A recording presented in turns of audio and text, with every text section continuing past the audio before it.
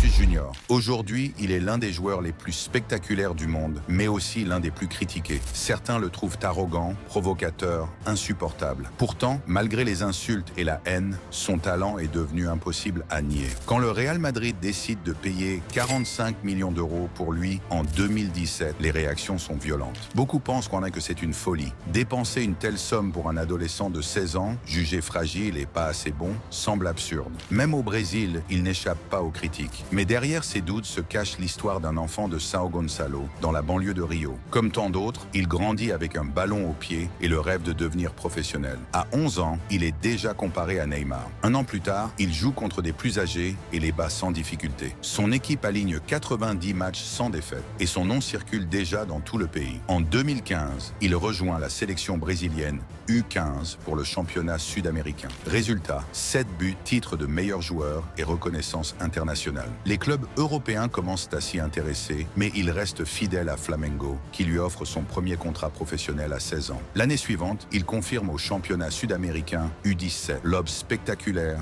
dribble humiliant, but décisif. Il fait tout. Encore 7 buts, encore meilleur joueur du tournoi. Le Barça croit tenir le nouveau Neymar, mais le Real Madrid, décidé à ne pas revivre l'échec Neymar, frappe plus fort. 45 millions et Vinicius devient madrilène. Ses débuts à Flamengo ne sont pourtant pas brillants. Peu d'impact, des entrées en jeu décevantes. La presse le détruit et au Brésil, on le surnomme Nebinha, en référence à un joueur annoncé comme une star et vite oublié. Pour un gamin de 17 ans, la pression est immense. Mais Vinicius réagit. Il marque, enchaîne les bons matchs et gagne le respect du public. À 18 ans, il débarque à Madrid. Ses premiers dribbles sont ratés, ses choix mauvais, il redescend même jouer avec la réserve. Les fans du Barça se moquent, mais il répond en inscrivant 4 buts en 5 matchs. Rapidement, il retrouve l'équipe première, donne des passes décisives et marque enfin son premier but. Puis survient une blessure grave contre l'Ajax. Zidane revient, Vinicius peine à retrouver son niveau et les critiques repartent. Ses dribbles sont jugés inefficaces, ses tirs maladroits. On le surnomme le roi de la piscine à cause de ses supposées simulations. Ses coéquipiers doutent de lui, les supporters le sifflent. Mais en 2021, Carlo Ancelotti arrive et tout change. Sous sa direction, Vinicius explose. Il devient régulier, décisif, irrésistible. Avec Benzema, il forme un duo redoutable. En 2022, il brille contre Manchester City en demi-finale de Ligue des Champions. Et en finale, face à Liverpool, il marque le but de la victoire. À 21 ans, il offre la C1 au Real Madrid. Sa carrière prend une nouvelle dimension. Mais au lieu de célébrer son succès, certains continuent de l'attaquer. Insultes racistes,